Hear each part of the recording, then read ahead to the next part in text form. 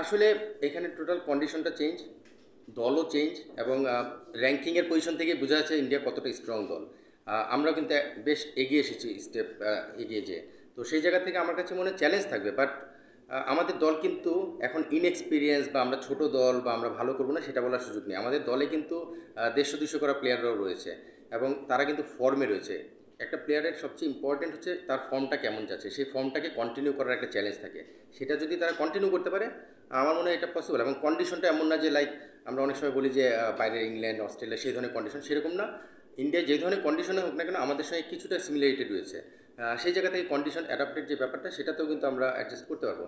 Challenge থাকবে, but আমি বলবো না যে একদম পাকিস্তানের সঙ্গে যতটা কমফোর্টেবলি আমরা ডোমিনেট করে উইন করে এসেছি সেই কমফোর্ট জোনটা হয়তো থাকবে না, বাট ভালো খেললে অবশ্যই জেতা সম্ভব। সাকিবের ব্যাটিংটা আসলে ছন্দে নেই, এটা আমি যেটা একটু আগে বললাম যে ফর্মটা খুব ইম্পর্টেন্ট, সাকিব ফর্মে নেই। আবার টেস্ট ক্রিকেটে একটা বিষয় কি ফর্মে ফেরার সময়টা থাকে, মানে আপনি টি-20 ওয়ানডেতে কিন্তু সেই সময়টা হয়তো থাকে না, রানের তাগিদ থাকে, ব্যাটসম্যানদের রান করার একটা তাগিদ থাকে, সময় কম থাকে। টেস্ট ক্রিকেটে কিন্তু সেই সময়টা থাকে। আমি আমি বিশ্বাস করি সাকিব যেই মানের প্লেয়ার আসলে একটা ইনিংসের ব্যাপার একটু সময়ের ব্যাপার, সে যদি সেটা করে নিতে পারে সেই ফর্মটা ফিরিয়ে আনবে। সবচেয়ে বড় অ্যাডভান্টেজ হচ্ছে সাকিব যদি দলে খেলে আমরা দেখছি যে সে 5-6 এইসব পজিশনে ব্যাটিং করবে, আমরা সোফার চিন্তা করি। এটা কিন্তু অপোনেন্ট টিমের জন্য একটা চিন্তা যে সাকিব উইকেটে রয়েছে। এই 2-4-5 ইনিংস দেখে কিন্তু সাকিবকে কেউ রেট করে না, সো আমরাও রেট করতে চাই না। সাকিব একজন অলরাউন্ডার এবং ব্যাটসম্যান হিসেবে ওই পজিশনের প্লেয়ার। জাস্ট একটা ইনিংসের ব্যাপার, সেটা করে ফেলতে পারলে, সময় নিয়ে যদি করে ফেলতে পারে আমার মনে হয় যে সে তার ফর্মে ফিরে আসাটা সময়ের ব্যাপার। অবশ্যই অবশ্যই উপরে ব্যাটিং করার যদি সময় আসে সেটা করবে। এখন আসলে টিম কম্বিনেশনে টিম ব্যালেন্সিংয়ের কিছু ব্যাপার থাকে, টিম কম্বিনেশনের কিছু ব্যাপার থাকে।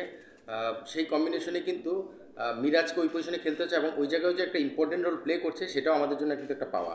সো উপরে ব্যাটিং যদি দলের প্রয়োজন হয় অবশ্যই করতে পারে, সেটা কিন্তু সে প্রমাণ করেছে।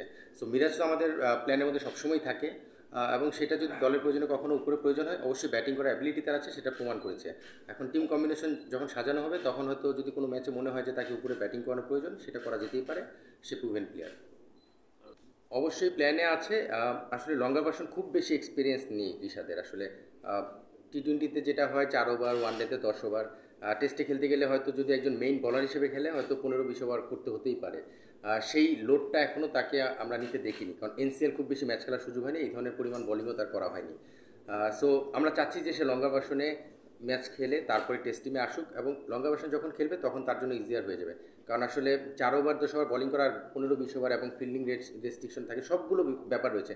ঋষাদ যদি টিমে চলে আসে এটা কিন্তু একটা বিশাল পাওয়া হবে, কারণ আমরা জানি যে লেগ স্পিনার যে কোনো ফর্মেটে কিন্তু ডেঞ্জারাস হয়ে যেতে পারে। সো ঋষাদ যদি টেস্ট টিমে আমাদের রেডি হয়ে আমরা ইনক্লুড করতে পারি সেটা অবশ্যই আমাদের জন্য একটা পাওয়া হবে। বাট আমরা তাড়াহুড়া করতে চাচ্ছি না, আমরা সময় নিচ্ছি তাকে রেডি করে তারপরে আনবো, যেন হুট করে যে একটা চ্যালেঞ্জের মুখে পড়ে আবার নেগেটিভ ইম্প্যাক্ট না পড়ে। সো সেই জায়গাটা আমরা নজর রাখছি। বাট ঋষাদ আমাদের প্ল্যানে রয়েছে, সামনে এনসিএল আছে, সে সেই ফর্মেটটা খেলবে, খেলে তারপরে তাকে আমরা দেখবো যে আসলে কী অবস্থা রয়েছে। না, ফারুক ভাই তো বেসিক্যালি ন্যাশনাল সিলেক্টর ছিলেন, তার আগে ফর্মার ক্যাপ্টেন ছিলেন, প্লেয়ার ছিলেন। সো ফারুক ভাই আসলে এই জিনিসগুলো খুব ভালোই বোঝেন।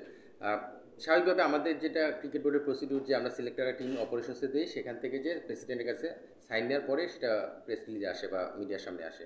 তো সেখান থেকে ফারুক ভাইয়ের কাছে যাওয়ার পরে যদি কখনো কোনো কোয়ারি থাকে ফারুক ভাই অবশ্যই আমাদেরকে জিজ্ঞেস করবেন। সো প্রেসিডেন্টের যদি কোনো কোয়ারি থাকে জিজ্ঞেস করবেন। বাট এখন পর্যন্ত এই টিমটাই তো আমরা দিলাম আসলে বেসিক্যালি।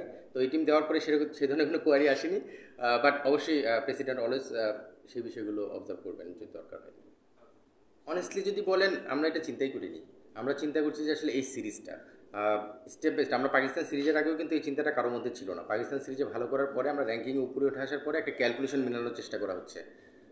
প্লেয়াররা যখন খেলতে নামে তখন আসলে অন্য কিছুই চিন্তা করে না। আর এই র্যাঙ্কিংয়ের বিষয়টা অফ দ্য ফিল্ডে হয়তো অনেক আলোচনা হতে পারে, বাট আমাদের সিলেকশন প্যানেলের মধ্যে আসলে এই বিষয়টা নিয়ে একদমই আলোচনা হয়নি, এবং আমরা এটা নিয়ে আসলে ভাবতেও চাচ্ছি না, কারণ আমরা জানি যে প্রতিটা ম্যাচ প্রতিটা সিরিজ ইম্পর্টেন্ট। তো সেই জায়গা থেকে আমরা ম্যাচ বাই ম্যাচ বা আপনি যদি বলেন সিরিজ বাই সিরিজ আমরা আগাতে যাচ্ছি, সময়ের সঙ্গে সঙ্গে যেটা যেখানে যাবে আমরা সেটার সঙ্গে মিলে যাবো আর কি। এখানে জিনিসটা হলো কোচ ক্যাপ্টেনের সঙ্গে আমরা ডিসকাস করি, ফাইনাল কল দেওয়ার আগে ডিসকাস করি। বাট এই জিনিসটা আগেও আপনাদের সঙ্গে আমাদের শেয়ার করা হয়েছিল। এখানে স্কোয়াড যেটা সেটা কিন্তু সিলেক্টররা ফাইনাল অ্যাপ্রুভাল করে, ফাইনাল অ্যাপ্রুভ করে, মানে সিলেকশন পয়েন্ট অফ ভিউ থেকে। যখন বেস্ট ইলেভেন হয় তখন কিন্তু ক্যাপ্টেন কোচের প্রায়োরিটিটা বেশি থাকে, তারাই বেস্ট ইলেভেনটা করে। এখানে কোনো প্লেয়ারের ব্যাপারে তাদের কোনো অপিনিয়ন থাকতেই পারে, বাট সেটা ডিসকাশনের মধ্যে যেটা হয়েছে আমরা ফাইনাল কলটা নিই। এবং এখানে কিন্তু জাকের, দীপু বা আরও বেশ কিছু নাম আসতে পারে, শরীফুল, আপনারা যেই নামগুলো নিয়ে আলোচনা করলেন সেই নামগুলো আসতে পারে, বাট ফাইনালি যখন অ্যাপ্রুভাল হয়েছে তখন কিন্তু এটাই ফাইনাল কল। এবং এটা নিয়ে আলোচনা আমাদের বেশ কিছু প্লেয়ার নিয়ে সবসময়ই হয়, এটা হওয়াটাই স্বাভাবিক এবং আমরা চাইও এটা হোক, এটা একটা হেলদি কম্পিটিশন। Last question. একেবারে নতুন একটা প্রশ্ন। ইন্ডিয়াতে কানপুর টেস্ট নিয়ে একটা আসলে হিন্দু সবার একটা থ্রেড ছিল, সেকেন্ড টাইম আবারও থ্রেড দিয়েছে এবং এটা কি? কানপুর যে রাজ্যের মধ্যে আছে সে রাজ্য সরকারও কিন্তু ওই বিসিসিআই কে বলছে বিষয়গুলো, তো সেই বিষয় নিয়ে আপনাদের মধ্যে আলোচনা করছি। একদমই জানি না, মানে কোনো আইডিয়া নেই। থ্যাংকস, থ্যাংক ইউ সবাইকে।